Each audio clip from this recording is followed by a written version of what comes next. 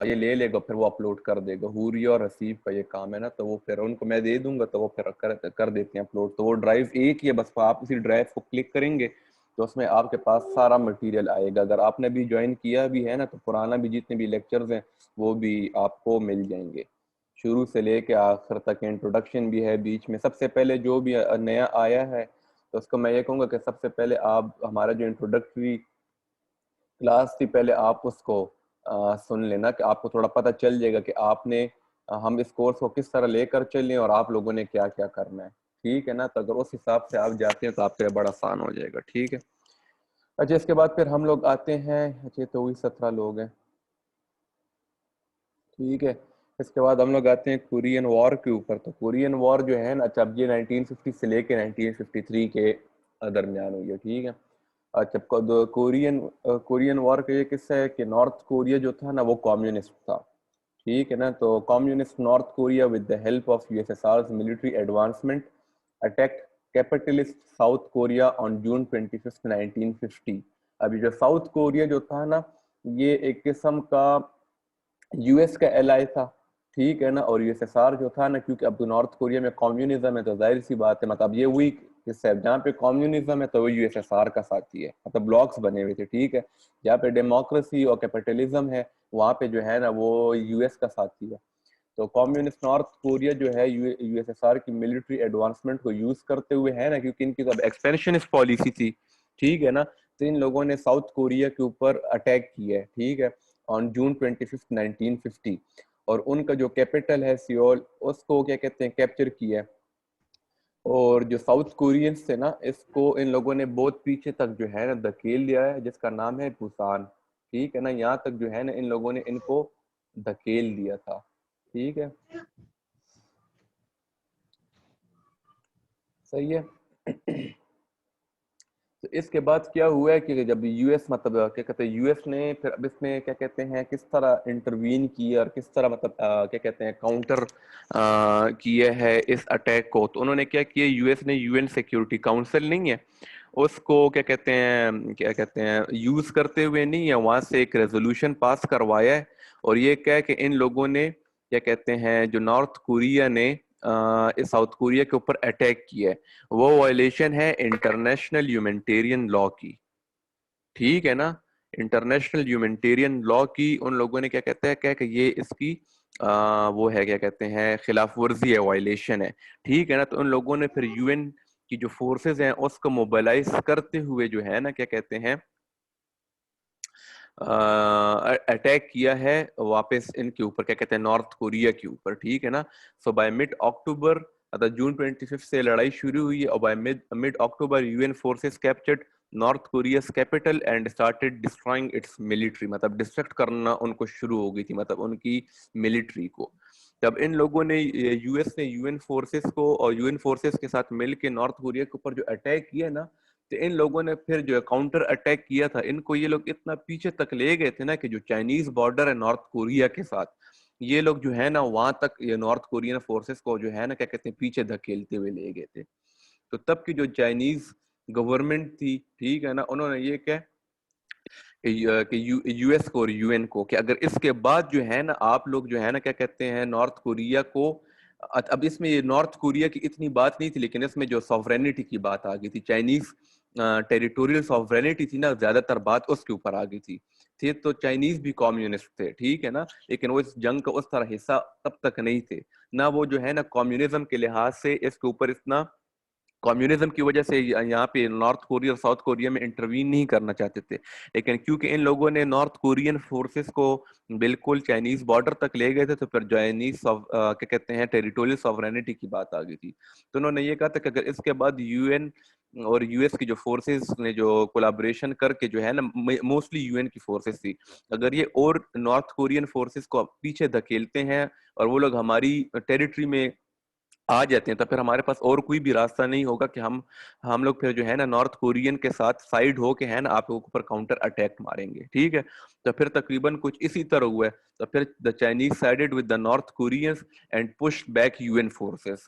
ठीक है ना, तो फिर जो है ना वहां से जो है ना नॉर्थ कोरियन फोर्सेस जो है ना चाइनीज फोर्सेस के साथ मिलकर इन लोगों ने फिर दूसरा जो है ना काउंटर अटैक जो है ना क्या कहते हैं मारा है यूएन फोर्सेस के ऊपर। तो फिर होते होते नहीं, this resulted in A stalemate and finally in an armistice in 1953 establishing a demilitarized zone of North Korea and South Korea। ठीक है, जो आजकल हम पढ़ते हैं ना नॉर्थ कोरिया और साउथ कोरिया के दरमियान वो जो डीमिलिटराइज्ड जोन बना हुआ है, ठीक है ना, ये तब का बना हुआ है। ठीक है, तो उसके बाद जो है ना क्या कहते हैं यूएस ने क्या किया है, अभी भी आपको पता है कि साउथ कोरिया में यूएस की बेसिस हैं, तो तब से ही है ना क्या कहते हैं यूएस ने साउथ कोरिया को सेव करने के लिए अपनी बेसिस वहां पे बना ली और नॉर्थ कोरिया को चेक करने के लिए, ठीक है ना। और नॉर्थ कोरिया क्या कहते हैं कि उसने न्यूक्लियर बॉम्ब्स जो है ना बिल्ड करना जो है ना उसी वक्त से शुरू कर लिया। मतलब आप देखें कि कैसे कोरियन वॉर से जो है ना, मतलब ये जो साउथ कोरिया या नॉर्थ कोरिया के जो इशू है, ठीक है ना, अगर ये आप लोग उसमें पढ़ते हैं करंट अफेयर्स वगैरह में, ठीक है, तो इसमें ये हो जाता है कि मतलब आप लोगों को अब ये पता चल गया है कि मतलब ये जो डीमिलिटराइज जोन बना हुआ है, जो मतलब आजकल की जो करंट सिचुएशन है कि साउथ कोरिया में यूएस बेसिस हैं, ठीक है, और नॉर्थ कोरिया जो है उसके पास इतने बड़े बड़े न्यूक्लियर वेपन्स हैं, तो वो किस लिए हैं, मतलब उसकी वजूहात क्या थी, तो वो जो है ना वो सारा ये किस्सा है, ठीक है ना। तो ये 1950 और 1953 के दरमियान ये हुआ था, ठीक है, कोरिया में। वो भी अब ये देखो ये आइडियोलॉजिकल लड़ाई थी, communist north Korea versus the capitalist south Korea, ठीक है ना। तो अब ये सारी जो है ना वही, मतलब अगर वहां पे भी लड़ाई हो रही है, अगर मिलिट्री कन्फ्रंट्रेशन हो रही है ना, तो वो इसलिए हो रही है कि आइडियोलॉजिकल बात है, आइडियोलॉजिकल जंग है, ठीक है। अच्छा, फिर 1962 में जो है ना ये बहुत इम्पोर्टेंट कह सकते हैं कोल्ड वॉर के लिहाज से, ठीक है ना, पेपर के लिहाज से नहीं कह रहा हूँ लेकिन ऐसी कोल्ड वॉर के लिहाज से कह रहा हूँ, ठीक है। अच्छा, क्यूबन मिसाइल क्राइसिस, ठीक है ना, तो जो क्यूबन मिसाइल क्राइसिस है वो ये है कि हाई प्रोफाइल डायरेक्ट कन्फ्रंट्रेशन, ठीक है ना, chance of a nuclear war threat to mankind, ठीक है। तो जो क्यूबा था ना, क्यूबा जो है अगर आप लोगों ने थोड़ा मैप देखा हो, ऐसे भी आप लोगों को पता होना चाहिए, क्यूबा जो है ना क्या कहते हैं यूएस के बहुत ज्यादा नजदीक है, और मतलब जो उनकी आपस में जो ट्रेड वगैरह और मतलब उसके थ्रू जो है ना क्या कहते हैं, क्योंकि ये एक जजीरा सा है, ठीक है ना, एक आइलैंड सा है, तो मतलब ये यूएस के ऊपर बहुत ज्यादा डिपेंडेंट है फाइनेंशियली, आप कह सकते हैं, ठीक है ना, मतलब गुड्स एंड सर्विसेज के लिहाज से या इकोनॉमी के लिहाज से उसके ऊपर यूएस के ऊपर बहुत ज्यादा डिपेंडेंट है शुरू से। तो क्यूबा में जो थी ना उस वक्त की जो गवर्नमेंट थी वो जो है ना क्या कहते हैं कम्युनिज्म की तरफ जो है ना वो जा रही थी, ठीक है ना। तो वो ये चाह रही थी कि क्यूबस, अच्छा, तो क्यूबस की जो थी वो इंटरेस्ट ग्रो कर रही थी कम्युनिज्म की तरफ, और वो लोग ये चाह रहे थे कि हमारी जो डिपेंडेंसी है ना यूएस के ऊपर वो खत्म हो सके, ठीक है। तो जो सोवियत, तो इन लोगों ने तो सोवियट्स ने ये किया हुआ था कि उन लोगों ने जो है ना क्या कहते हैं क्यूबा में नहीं अपनी बेसिस बनाई हुई थी, और उन बेसिस में जो है ना क्या कहते हैं बहुत ज्यादा न्यूक्लियर मिसाइल्स जो है ना रखे हुए थे, मतलब कहते हैं इन नटशेल यही बात थी कि मतलब जो यूएस जो था ना वो सोवियट्स की टारगेट में आया हुआ था, मतलब जब भी चाहे सोवियट जो है ना क्यूबा की बेसिस का इस्तेमाल करते हुए है ना यूएस के ऊपर न्यूक्लियर अटैक कर सकते थे, ठीक है ना। तो जैसे मैंने कहा था कि स्पाइंग भी जो है वो भी एक मींस यूज किया गया कोल्ड वॉर के लिए, तो इसमें जो है ना U2 मिशन कहते हैं, स्पाइंग मिशन कहा जाता है, ठीक है ना। तो इन लोगों ने क्या कहते हैं अमेरिका वालों ने वो किया, क्या कहते हैं स्पाइंग वगैरह कर रहे थे, तो उन लोगों ने वो देखा है कि क्या कहते हैं कि ज्यादा से ज्यादा मिसाइल्स जो है ना वो क्यूबा में है ना ट्रांसफर किए जा रहे हैं, ठीक है ना। तो US saw this as a direct threat to its land and imposed a blockade on Cuba, ठीक है ना।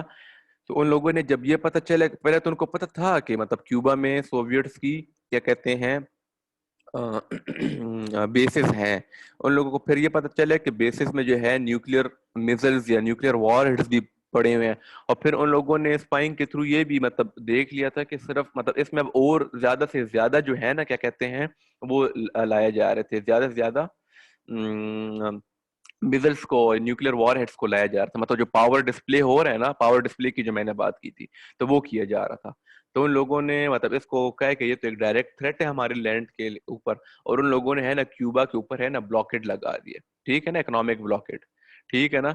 तो उस वक्त जो प्रेसिडेंट था वो जॉन एफ कैनेडी थे, तो उसने रिफ्यूज किया कि मतलब वो डायरेक्ट अटैक नहीं करना चाहता था क्यूबा के ऊपर या किसी भी, और क्यूबा के ऊपर के वो डर रहा था कि ऐसा ना हो कि न्यूक्लियर वॉर जो है ना, थर्मो न्यूक्लियर वॉर दुनिया में जो है ना वो छिड़ जाए, ठीक है ना। तो इसलिए जॉन एफ कैनेडी ने उस वक्त ये होशियारी का काम किया था कि मतलब उसने डायरेक्ट अटैक नहीं किया, मतलब उसने और मीन्स यूज किए, ब्लॉकेड वगैरह यूज किए, ठीक है। तो फिर जो है ना, क्योंकि टेंशन बहुत ज्यादा राइज हो गई थी और बात जो है न्यूक्लियर वॉर तक पहुंच गई थी, तो फिर अनऑफिशियल कॉन्टेक्ट्स भी हुए हैं बिटवीन द गवर्नमेंट्स, ठीक है, और ऑफिशियल कॉन्टेक्ट्स भी हुए बिटवीन द लीडर्स। और यूएन ने मीडिएट करते हुए नहीं है, एक एग्रीमेंट पे ये लोग आए थे। ये एग्रीमेंट का ये वो थे पॉइंट्स थे कि सोवियट्स के पास जितने भी मिसाइल्स हैं क्यूबा में, वो ये लोग है ना यहाँ से निकालेंगे, ठीक है ना। और इसके बदले जो इसी किस्म के जो सेम मिसाइल्स जो हैं, जो कि यूएस ने तुर्की में वो किए हुए हैं, इंस्टॉल किए हुए हैं, जिसकी रेडार के नीचे आ रहा था, क्या आ रहा था, सोवियत यूनियन आ रहा था, ठीक है ना। तो उसी किस्म के जो है ना, जो मिसाइल्स तुर्की में यूएस ने इंस्टॉल किए हुए हैं, वो लोग वो वहां से निकालेंगे, ठीक है ना। And Cuba not to be invaded. तो ये जो दो तीन चीजें थी ना, मतलब देखिए तुर्की में ऑलरेडी क्या कहते हैं, यूएस के न्यूक्लियर वॉर हेड्स मौजूद थे, जिसकी रेंज में सोवियत यूनियन आ रहा था। अब इस चीज को काउंटर करने के लिए नहीं, आप लोग अब इसको भी इस भी समझ सकते हैं कि इस चीज को काउंटर करने के लिए सोवियट्स ने जो है ना क्यूबा में क्या कहते हैं, अपने जो न्यूक्लियर वॉर हेड्स है ना, वो वहां पे इंस्टॉल किए हैं। तो देखो फिर जब एग्रीमेंट होती है, तो देखो वो जो जो एक न्यूक्लियर वॉर का जो एक थ्रेट था, तो वो जो है ना वो खत्म हो जाता है दोनों साइड से। और क्यूबा जो था क्या कहते हैं, उसके रिलेशंस खैर अमेरिका के साथ खराब तो हो गए, लेकिन ये था कि मतलब उसकी डील जो यूएन ने जो लीड करते एक एग्रीमेंट पे आए, तो उसका ये एक पॉइंट था कि क्यूबा को जो है ना इन्वेड नहीं किया जाएगा, मतलब यूएस की तरफ से, ठीक है।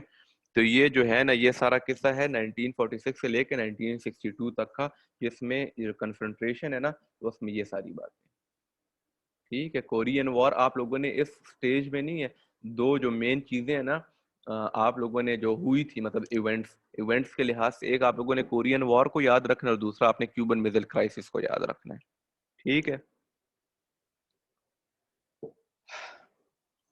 यहाँ पे अगर कोई सवाल है तो बोल दो, बता दो।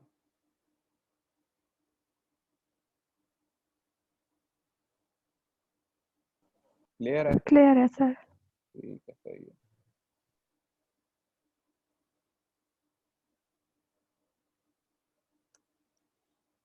अच्छा, इसके बाद जो है ना क्या कहते हैं, फिर अच्छा फिर जो है ना 1963 से लेके 78 तक जो है ना, इस पीरियड को, स्टेज नंबर 2 को हम कहते हैं को एग्जिस्टेंस टू डेटॉन, ठीक है ना। डेटॉन जो है ये कहते हैं फ्रेंडली रिलेशंस आप कह दें, ठीक है, किस्म के जो क्या कहते हैं टेंशन्स जो है ना वो खत्म हो जाती है। अभी नीचे जो है इसकी मैंने वो की भी हुई है, क्या कहते हैं, लिखी भी हुई है, तो वो हम पढ़ लेते हैं, ठीक है ना। लेकिन 1963 और 78 के दरमियान आप लोग ये कह सकते हैं कि जो चीज़ें जो थी ना, वो थोड़ी जो वो कन्फ्रंट्रेशन वाला पीरियड जो था वो ख़त्म हो गया था, और चीज़ें जो है ना वो थोड़ी नॉर्मलाइजेशन की तरफ जाना शुरू हो गई थी, ठीक है ना। लेकिन क्या हुआ, मतलब वो वॉर ख़त्म नहीं हुई थी, ठीक है। तो अब हम पढ़ते हैं कि मतलब इस पीरियड में जो है ना वो क्या हुआ, ठीक है। तो ये जो मेन बात थी, वो ये क्यूबन मिसाइल क्राइसिस के बाद नहीं, इन लोगों ने ये भी रियलाइज किया कि both realize the importance of world peace in an age of nuclear threats, ठीक है, and relaxation of strained relations between US and USSR.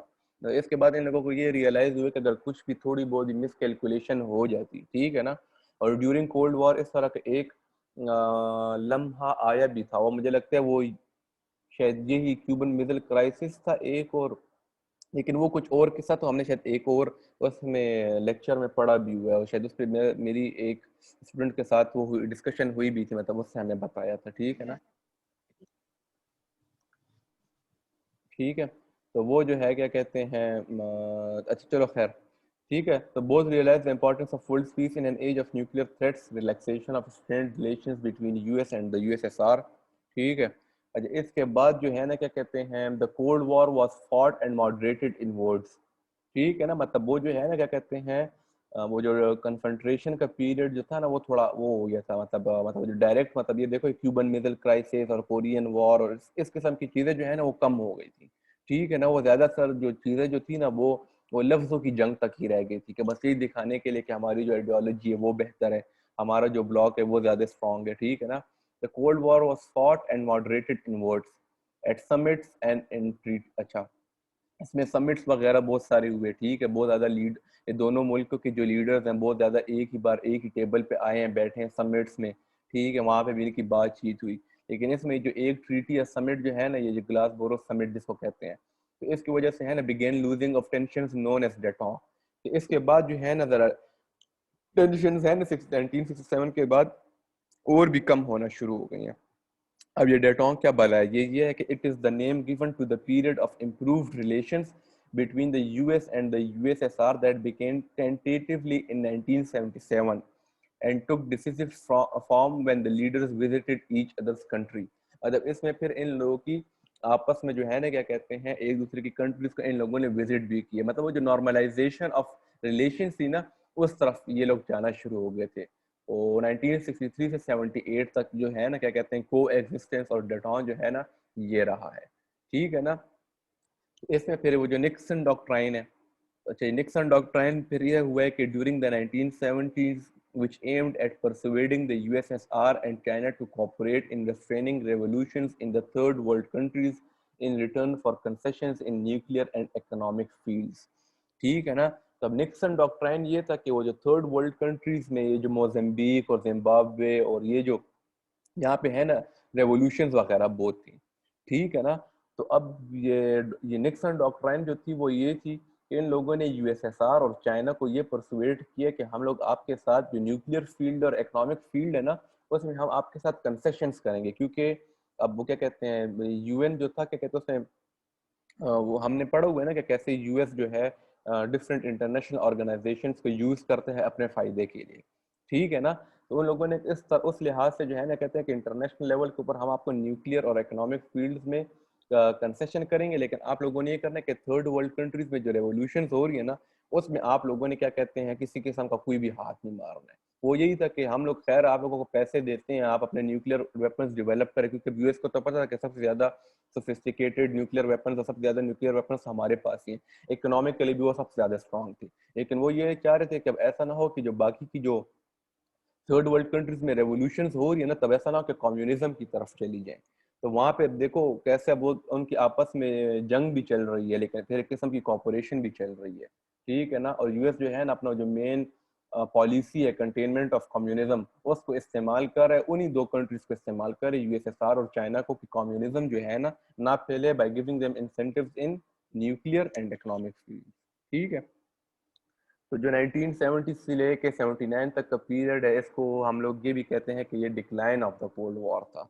मतलब देखो शुरू में तो क्या कहते हैं इंक्रीज थी ना, मतलब एक बहुत ऊपर चल रही थी, कन्फ्रंट्रेशन हो रही थी, जंगें हो रही थी, न्यूक्लियर थ्रेट की क्या कहते हैं, न्यूक्लियर वॉर का एक थ्रेट था, ठीक है ना। लेकिन 1970 से 79 के दरमियान जो है ना इस चीज़ को कहा जाता है कि डिक्लाइन ऑफ कोल्ड वॉर चल रहा था, ठीक है। तो ये वाले स्टेज अगर इसमें किसी को कुछ समझ ना आई हो तो ये पूछ लो। नंबर 2 क्लियर है? क्लियर है शामिल किया। ठीक है। अच्छा इसके बाद जो है ना आता है, हम लोग आ जाते हैं 1979 से लेके 91 तक। अच्छा अब डेटोंग के बाद और ये को एग्जिस्टेंस के बाद जो है ना फिर नए सिरे से जो है ना चीज़ें जो है ना वापस जो है ना रिन्यू क्या कहते हैं कन्फ्रंट्रेशन शुरू हो गई, ठीक है ना। और क्या कहते हैं इसको कहते हैं रिन्यूड कन्फ्रंट्रेशन टू रिप्रोचमेंट, ठीक है ना। तो ये जो है कहते हैं detente was challenged by the Soviet Union's intervention of Afghanistan in 1979. US pledged to support anti-communist insurgents and overwhelmed। अब ये सुनो, अब ये तुम लोग है ना थोड़ा तुम लोगों के लिए जो कॉन्सेप्चुअली क्लियर हो जाओ, जो हमने पहले चीज़ें जो पढ़ी हुई हैं। और ये जो सारी ये जो इतनी बड़ी है जो अफगान वॉर, ये सारी जो चीज़ें था वो किस चीज़ के तहत थी, ठीक है। तो US pledge to support anti communist insurgents. Insurgents क्या होते हैं? यही तालिबान वगैरह, ठीक है ना। Insurgents and overwhelm the global influence of Soviet Union during the final year of the Cold War। अब insurgents for example Mujahideen, freedom fighters, Soviets versus the insurgents. अब देखो अब इसको है ना हम कहते हैं रिएगन डॉक्ट्राइन। रिएगन डॉक्ट्राइन क्या थी? वो ये थी कि हमने इंसर्जेंट्स को यूज करना है अगेंस्ट एंटी कम्युनिस्ट फोर्सेस, ठीक है ना। अब यूएस फोर्सेस तो आके यहाँ पे नहीं लड़ी थी उसके खिलाफ, जंग तो यूएस और यूएसएसआर के दरमियान थी, लेकिन यूएस ने जो है ना इंसर्जेंट्स को यूज किया है, इन मुजाहिदीन को अपनी पॉलिसी के लिए यूज किया है, इन फ्रीडम फाइटर्स को अपनी पॉलिसी के लिए यूज किया है, क्या कहते हैं कि वो लोग जो है ना सोवियट्स को हरा सकें। तो it wasn't Soviets versus US की जंग नहीं थी ये, ठीक है। सोवियत वर्सेस यूएस की जंग थी, लेकिन ऑन ग्राउंड कौन थे? ये इंसर्जेंट्स मौजूद थे, ठीक है। ये जो तालिबान और Mujahideen all over the world जो है ना आके यहाँ पे लड़े थे, ठीक है ना। तो वो किस चीज के तहत था? वो ये रिएगन डॉक्ट्राइन थी, ठीक है ना, कि हम लोगों ने अब इंसर्जेंट्स यूज करने हैं किसके खिलाफ? सोवियत फोर्सेस के खिलाफ, ठीक है ना। अच्छा, इसके बाद जो है ना कुछ फिर रशिया में जो है ना क्या कहते हैं, तब तक रशिया जो है ना बहुत ज्यादा एग्जॉस्ट भी हो गया था हर लिहाज से, ठीक है ना। मतलब उनके जो इकोनॉमिकली असल में वो तबाह हो चुका था, ठीक है। तो उस वक्त फिर जो उनका इसी दौरान जो है ना क्या कहते हैं to the end of the cold war, इनका एक लीडर आता है, एक रूलर आता है जिसका नाम था मिखाइल गॉर्बचेव, ठीक है ना। तो internal changes in Russia which led to the end of cold war, ठीक है। यहाँ पे तो ये लोग हारे हैं, लेकिन इंटरनल चेंजेस भी थी, ठीक है ना, चेंज ऑफ पॉलिसी थी, ठीक है।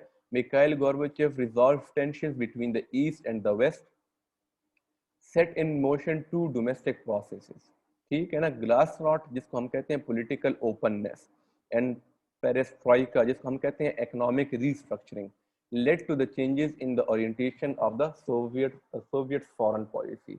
मतलब जब ये आया है ना तो इसने दो प्रोसेसेस इंक्लूड किए जिसका नाम है ग्लास नॉट जिसको हम कहते हैं पॉलिटिकल ओपननेस, ठीक है ना, और पेरेस्ट्रोइका जिसको कहते हैं इकोनॉमिक रीस्ट्रक्चरिंग, ठीक है ना। तो ये जो है ना इसने भी लीड किया है सोवियत की ओवरऑल फॉरेन पॉलिसी को चेंज होने में, तो ठीक है। और उसकी वजह से जो है ना मतलब जो आखिरी कहते हैं ना last nail in a coffin कहते हैं कि क्या कहते हैं, तो ये वो वाला इसने उस किस्म का एक जो है ना रोल प्ले किया है कोल्ड वॉर में, ठीक है, कोल्ड वॉर को एंड करने के लिए, ठीक है। तो हम लोग इसमें पढ़ लेते हैं कि अफगान सिविल वॉर में क्या हुआ था, ठीक है। तो अफगान सिविल वॉर में ये हुआ था कि with increasing unrest and destabilisation of the Afghan government, अच्छा इन लोगों ने जब इस तरह आके इंटरवीन नहीं कर लिया था, जो अफगान गवर्नमेंट थी ना वो ऑलरेडी जो है ना क्या कहते हैं बड़ी ज़्यादा डिस्टेबलाइज हो गई थी, उसके फिर अपनी एक बहुत बड़ी हिस्ट्री है, ठीक है ना। क्या कहते हैं, अब उसमें जाऊंगा तो फिर ना तो मुझे इस तरह याद और ना अभी मैं उसमें जाऊंगा तो ऐसा उसको इतने यहाँ पे बस सिर्फ इतना पता हो आपको कि अफगान गवर्नमेंट जो थी अफगानिस्तान जो था उस वक्त वो बड़ा ज्यादा डिस्टेबलाइज हुआ था, ठीक है ना। इन लोगों ने ये चीज को है ना क्या कहते हैं इन लोगों ने अफगानिस्तान के ऊपर इसलिए अटैक किया था कि ये लोग कह रहे थे कि हम लोग अगर अफगानिस्तान के ऊपर अटैक कर लेते हैं ना तो यहाँ पे आके हम लोग क्या कर लेंगे, हम लोग क्या कहते हैं पर्शियन गल्फ तक पहुंच जाएंगे, कुवैत कतर बहरीन तक, ठीक है ना। और मतलब एक नए सिरे से जो है ना क्या कहते हैं क्योंकि कोल्ड वॉर एक डिक्लाइन पे जा रही थी, ठीक है। तो ये लोग कहते हैं कि हम लोग जो है ना हर उस चीज को है ना वापस जो है ना क्या कहते हैं उसको उसी तरह ऊपर एक हाइट पे ले जाएंगे, ठीक है ना। मतलब एक किस्म का अपने आप को भी डोमिनेंस शो करने के, क्योंकि चीजें तो बड़ी ज्यादा ठीक ठाक नीचे चली गई थी, ठीक, और इकोनॉमिकली भी बहुत ज्यादा खराब हो गए थे। लेकिन बस ये जब इन लोगों ने है ना गलत फैसला किया था, मतलब गलत फैसले इन द सेंस ये किया था कि ये लोग 40 साल की जो इनकी लड़ाई चल रही थी, ठीक है ना, वो खत्म हो गई थी, वो ये लोग हार गए थे, ठीक है। With the increasing unrest and destabilization of the Afghan government, the Soviets seized the opportunity to invade Afghanistan to reach the Persian Gulf, Kuwait, Qatar, and Bahrain. ठीक है. With the Iranian Revolution, US feared the spread of communism. मतलब अब Iranian revolution जब हुआ है ना तब US को ये भी डर लग रहा था कि अब ऐसा ना हो कि या तो यही जो रेवोल्यूशन थी इस्लामिक रेवोल्यूशन ये अफगानिस्तान के ऊपर रेप्लिकेट हो जाए, ठीक है। एक तो इनको ये डर था और दूसरा डर ये भी था कि अब ऐसा ना हो कि ईरानियन रेवोल्यूशन जो हुई है इस्लामिक रेवोल्यूशन अब ऐसा ना हो कि वो कहीं पे कम्युनिज्म की तरफ चले जाए, क्योंकि रेवोल्यूशन जो है ना ज्यादातर ये भी उस दिन किसी ने कुछ शेयर किया हुआ था कि रेवोल्यूशन अक्सर स्टार्ट होती एक गोल के लिए लेकिन it end up achieving another goal, मतलब वो उससे कुछ और ही बन जाता है, ठीक है ना। तो वो विद द इरानियन रेवोल्यूशन मतलब यूएस के ऊपर फियर आ गया था, ठीक है, US fear the spread of communism, ऐसा ऐसा ना हो कि इस पूरे इलाके में अब देखो अफगानिस्तान ईरान इंडिया पाकिस्तान अब ये जो है ना सारे ये जो क्या कहते हैं ये जो एरिया है, ठीक है ना, अब ये लोग डर रहे थे कि अब ऐसा ना हो कि अब यहाँ पे एक नए सिरे से जो है ना क्या कहते हैं कम्युनिज्म फैल जाए और अगर यहाँ पे कम्युनिज्म फैल जाते तो फिर ये तो क्या कहते हैं यूएसएसआर के साथ ही बहुत ज्यादा नजदीक है, तो इनके ऊपर इनके पास तो बहुत बड़ा लैंड जो है ना, इनकी जो इन्फ्लुएंस है वो तो बहुत ज्यादा फैल जाएगी। उस चीज को काउंटर करने के लिए जो है ना ये रिएगन doctrine and the help of Pakistan mujahideen from all over the globe poured in to fight infidels। मतलब जो मुजाहिदीन थे, ठीक है, उनके लिए तो ये जिहाद था ना, उन लोग तो इसलिए लड़ रहे थे कि क्या कहते हैं क्या कहते हैं मुस्लिम लैंड के ऊपर जो है ना क्या कहते हैं काफिर आकर मुसल्लत होने की कोशिश कर रहा है, तो हमारे लिए तो ये जिहाद ही था, ठीक है। लेकिन क्या कहते हैं अगर आप इसको ग्लोबल पर्सपेक्टिव से देखा जाए ना, तो आप इसको ग्लोबल पर्सपेक्टिव से या जब पढ़ने के लिहाज से देखे जाएंगे तो आप इसको रिएगन डॉक्ट्राइन के लिहाज से देखा जाएगा कि इन लोगों ने इंसर्जेंट्स को, मुजाहिदीन को यूज किया है सोवियट्स के खिलाफ, क्या करने के खिलाफ, कि हम कम्युनिज्म को कंटेन कर सकें, इसको खत्म कर सकें, ठीक है ना, और इसको रोक सकें, ठीक है।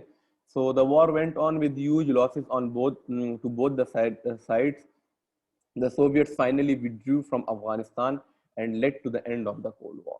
मतलब बस ये जो अफगान सिविल वॉर जो ये जहाँ पे मतलब ये जब जहाँ पे ये लोग हार जाते हैं, मतलब ये लोग विड्रू कर जाते हैं, मतलब ये लोग भी उसी किस्म का जिस तरह आजकल आके क्या कहते हैं अमेरिका फंसा हुआ है ना अफगानिस्तान में, बिल्कुल इसी तरह जो है ना क्या कहते हैं रशियंस भी थे जो थे ना, वो भी आके यहाँ पे फंस गए थे कि अब उनको समझ ही नहीं आ रही थी कि हम इन लोगों के साथ करें क्या, अगर हम लोग यहाँ से निकलते नहीं है तो हमारे लिए नुकसान ही नुकसान है। तो बस जब वो लोगों ने यहाँ से विड्रू किया है ना, तो बस लोगों को पता चल गया कि बस अब इनकी माइट, इनकी पावर, वो जो है ना सब कुछ जो है ना वो खत्म हो गया, ठीक है ना। तो अफगान सिविल वॉर वो चीज़ है जो कि कहते हैं एंड कर देता है कोल्ड वॉर को। मतलब अफगान सिविल वॉर जो ही खत्म होती है, अफगानिस्तान से सोवियत फोर्सेस विड्रू करती हैं, तो that is known as the end of the cold war, ठीक है। तो ये जो है ना ये दो सर चीज। जी बोले।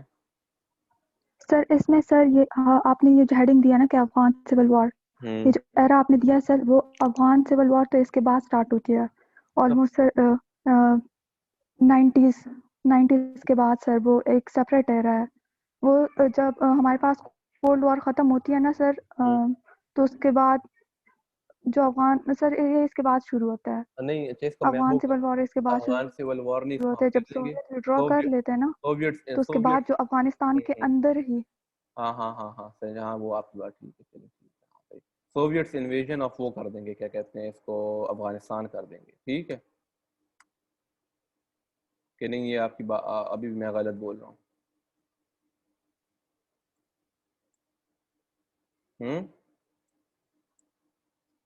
सर ये सही है। ये ठीक है ना। अच्छा आप वो कह रही है ना कि अफगान सिविल वॉर जो है वो है कि मतलब जब सोवियत ने विड्रू कर लिया था। जी सर, फिर उनके बीच में सर जो हाँ मुजाहिदीन वगैरह ना सर, वो ठीक आपस है, में ही वो लड़ने लगे, तो उसको हम सही कहते हैं है, सिविल वॉर। चलो ठीक है, सही है। तो ये जो है ना सोवियत इन्वेजन ऑफ अफगानिस्तान जो है 1979 टू 89, ठीक है।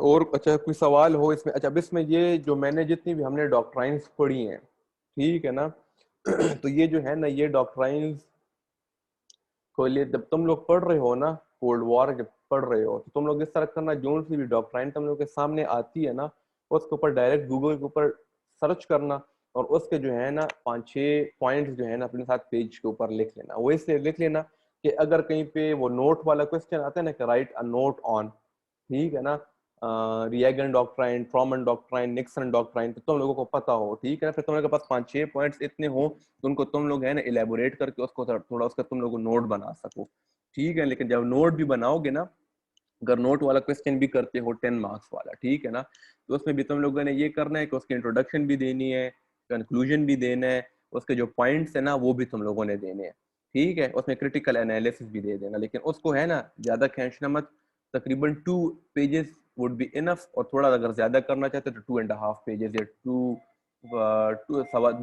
पेजेस उसको ऊपर लिख लेना, ठीक है ना, 10 मार्क्स के लिए। लेकिन उस पर भी हेडिंग्स आप लोगों ने देनी है, इंट्रोडक्शन, कंक्लूजन, क्रिटिकल एनालिसिस, और जो भी जो है ना मेन पॉइंट जो है, जैसे अगर ट्रॉमन डॉक्ट्राइन के ऊपर आता है तो इसमें आपकी एक हेडिंग जो है ना वो ये मार्शल प्लान है, ठीक है ना।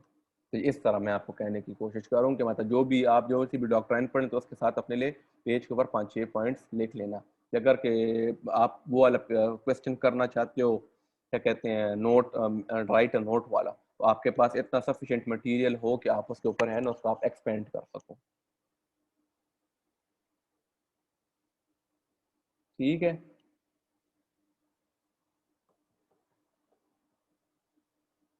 हेलो, जी सर। ठीक है। अच्छा ये जो है तो ये सारा किस्सा हो कि ये हम लोगों ने स्टेजेस में पढ़ लिया है। ठीक है, स्टेजेस में पढ़ने के बाद जो है अब हम लोग आ जाते हैं, अब इसमें एक दो चीज़ें हैं जो कि मैंने थोड़ी सेपरेट लिखी हुई हैं, क्योंकि ये जो है ना ये बहुत ज़्यादा लंबी चली थी। ठीक है ना, तो ये मैं अभी किसी भी एक स्टेज में घुसाने की कोशिश इसलिए नहीं कर रहा था कि मैंने कहा ऐसा ना हो कि फिर आप लोग कंफ्यूज हो जाए ना कि ये तो 1950 से 1975 तक चल रहा है और इस स्टेज में तो मतलब को एग्जिस्टेंस और डेट ऑन चल रहा है, लेकिन कुछ चीज़ें थी ना जो कि बहुत लंबे पीरियड के लिए चली हैं। ठीक है ना, तो उसमें जो एक चीज़ जो थी ना, regardless of the stages of cold war, ठीक है, उसमें एक जो चीज़ थी वो ये थी वियतनाम वॉर। अच्छा, अब यूएसए हिस्ट्री के लिहाज से जो है ना, ये वियतनाम वॉर जो है ना तुम लोगों ने थोड़ा किस तरह करनी है, अभी मैं तुम लोगों को बताता हूँ। ठीक है, कि तुम लोगों ने ये देखना है कि वियतनाम वॉर जो है ना ये इतनी ज़्यादा लंबी क्यों हो गई थी। ठीक है ना, और इसमें यूएस फेल क्यों हुआ है। इसमें यूएस इसलिए फेल हुआ है ना कि यूएस इस किस्म की पोजीशन के ऊपर आ गया था कि जिस किस्म की पोजीशन पे वो आजकल जो है ना अफगानिस्तान में। ठीक है, अब सुनो किस तरह एक एक्सटेंडेड सिविल वॉर जो है ना वो वियतनाम में चल रही थी। वही बात है, जो नॉर्थ थी ना वो कम्युनिस्ट थी with the support of the Chinese and Soviets. ठीक है, और जो साउथ वियतनाम था वो एलाई थे यूएस का, साउथ कोरिया का, फिलीपींस का, थाईलैंड का। ठीक है ना, तो कंटेनमेंट डॉक्ट्राइन जो थी 1950s की और 60s की यूएस की, वो लोग यही डर रहे थे ना कि मतलब कम्युनिज्म जो है ना साउथ ईस्ट एशिया में, मतलब ये जो एरिया जो है क्या कहते हैं साउथ ईस्ट एशिया, ठीक है ना, इसके अंदर फैल ना जाए। फिलीपाइंस और थाईलैंड डोमिनो इफेक्ट कहते हैं। डोमिनो इफेक्ट तो हम यही कहते हैं कि मल्टीप्लाई होते हुए, ठीक है ना, देखा देखी होते हुए। ठीक है ना, तो उन लोगों ने क्या किया कि साउथ वियतनाम की मिलिट्री को अगेंस्ट जो communist regime of north Vietnam है ना उसको सपोर्ट किया उसमें। तो जो साउथ वियतनाम की क्या कहते हैं ill-equipped South Vietnam was given assistance by the US and bombed North Vietnam until the Paris Agreement of 1973. Vietnam was divided like the Korean Peninsula. ठीक है, फिर US broke out, didn't kept its words of assistance due to change in government and internal pressure of the masses. The North Vietnam went on and kept its South Vietnam's capital in 1975.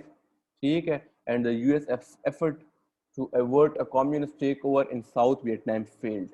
ठीक है ना, देखो उन लोगों ने attack जो है ना वो यूएस ने किया है नॉर्थ वियतनाम के ऊपर। किस लिए किए कि वो लोग डर रहे थे कि ऐसा ना हो कि नॉर्थ वियतनाम की वजह से साउथ वियतनाम जो है कम्युनिस्ट हो जाए, और फिर इनकी वजह से जो है ना फिलीपींस और थाईलैंड और जितने भी यहाँ का जो सब इलाका सारा कम्युनिज्म की तरफ जो है ना फैल जाए। ठीक है ना, तो यहाँ पे जो है ना क्या कहते हैं, अब इसमें है ना मुझे लगता है यूएस फोर्सेस भी जाती थी। ठीक है ना, यूएस के जो आर्मी है ना वो भी जाती थी। ठीक है ना, तो फिर वही हुआ कि ये क्योंकि वॉर, अब देखो 25 ईयर्स की वॉर है। ठीक है ना, तकरीबन इतनी वॉर है जितनी के ये अफगान वॉर जो है ना यूएस लड़ रहे हैं। तो तब भी इनके ऊपर इसी किस्म का जो है ना प्रेशर बिल्डअप हो गया था कि यार हमारे जो लोग आर्मी के बच्चे जो हैं वो वहाँ पे मर रहे हैं, हमारी इकोनॉमी की वजह से तबाह हो रही है, ये हो रहा है वो हो रहा है। तो फिर एक गवर्नमेंट आई है और उन्होंने आके जो है ना क्या कहते हैं जो पेरिस एग्रीमेंट ऑफ 1973 है इसको तोड़ दिया था, इसको छोड़ दिया था, और उसकी वजह से जो है ना नॉर्थ वियतनाम को चांस मिला है कि वो जो साउथ वियतनाम है ना उसको कैप्चर कर सके। और इस तरह यूएस जो है ना फेल हो गया था कि वो ये इंश्योर कर सके कि साउथ वियतनाम जो है ना वो नॉर्थ वियतनाम के या कम्युनिज्म के अंडर नहीं आता। तो इस चीज को है ना, इस चीज को आप लोगों ने यूएसए हिस्ट्री के लिहाज से इस तरह करना है कि आप लोगों ने वो जो इंटरनल डिस्कॉर्ड चल रहा था ना वियतनाम वॉर के लिहाज से, वो वाली हिस्ट्री आप लोगों ने पढ़नी है।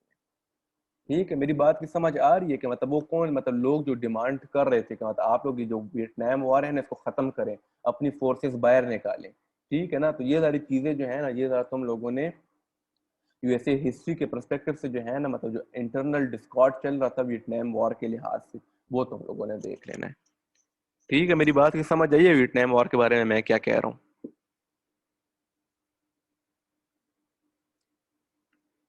हेलो, जी जी, सही है ना, समझ आ रही है ना कि इसको तुम लोगों ने इस लिहाज से करना है कि जो वियतनाम वॉर को तुम लोगों ने इस लिहाज से करना है कि इंटरनल डिस्कॉर्ड जो यूएस में चल रहा था उसके लिहाज से करना है कि मतलब क्यों मतलब ये लोग फेल हुए, वो जो मेन फेलियर का जो मेन रीजन है ना वो इंटरनल डिस्कॉर्ड है। तो वो तरह है ना, वो तुम लोगों ने उसको ऊपर उसको तुम लोगों ने पढ़ना होगा। वो मुझे लगता है शायद तुम लोगों, अच्छा कोल्ड वॉर जो है ना ये मुझे नहीं लगता कि ये माजूमदार वगैरह में कुछ चीजें जो है ना ये माजूमदार वगैरह में नहीं है। इसके ऊपर तुम लोगों ने खुद जो है ना कुछ आर्टिकल्स वगैरह जो है ना गूगल से पढ़ने होंगे। ठीक है। अच्छा। Okay sir. अच्छा बस अब ये बर्लिन वॉल रह गए, बर्लिन वॉल करते हैं ठीक है ना, थोड़ा बहुत और कुछ डिस्कशन कर लेंगे बस फिर सेशन को ख़त्म कर लेते हैं ठीक है। बना ले तू एक बंदा जो है ना वो बना ले, क्या कहते हैं, रूम बना ले, फिर मुझे ऐड कर ले। ओके सर, मैं बना के ठीक भेजती हूँ। ठीक है सही है।